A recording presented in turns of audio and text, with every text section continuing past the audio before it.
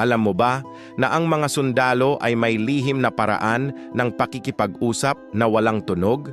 Kapag nagsimula ang World War III, ang pamilyang hindi marunong ng mga signal na ito ay maaaring hindi makakaligtas.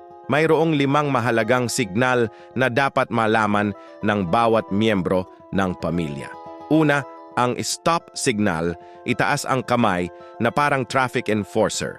Pangalawa, ang panganib, ituro pababa gamit ang 2 daliri.